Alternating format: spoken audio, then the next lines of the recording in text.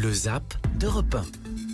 Avec Maud Descamps. Bonsoir Maud Descamps. Bonsoir Nicolas. Tout ce qu'il ne fallait pas manquer aujourd'hui sur Europe 1. Et on commence avec un échange tendu ce matin à Calais. Les routiers reprochent à leurs représentants d'avoir cédé face au gouvernement avant même d'obtenir une date précise pour le démantèlement de la jungle.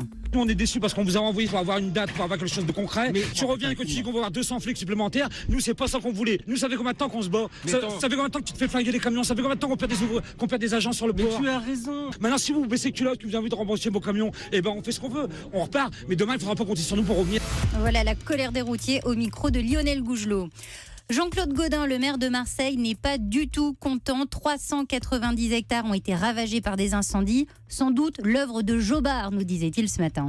Depuis le matin, j'entends dire, un jour comme aujourd'hui, risque très fort d'incendie. Bon, si on pouvait nous épargner ce genre d'annonce, parce qu'il y a complètement des jobards. Vous savez bien qu'il y a des originaux pyromanes. Nous faire la réclame des incendies avant qu'il n'ait lieu est quelque chose qui, en tant que maire de Marseille, me déplaît fortement. Voilà, et on précise que c'est le vrai maire de Marseille. C'est pas Nicolas Canteloup qu'on vient d'entendre.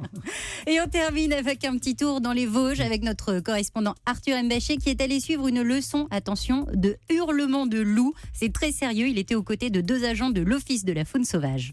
Essayez d'imaginer Michel et Catherine. Ils sont debout côte à côte sur un sommet vosgien et ils imitent le hurlement du loup avec, pour amplifier la voix, des cônes de chantier orange.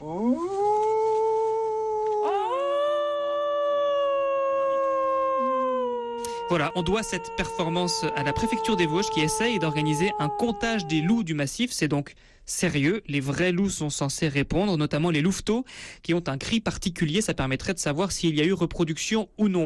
Voilà, Eva Rogue, vous pourriez peut-être en tester dans la rédaction. Dans un instant, le cri de Christine Peña, la météo complète.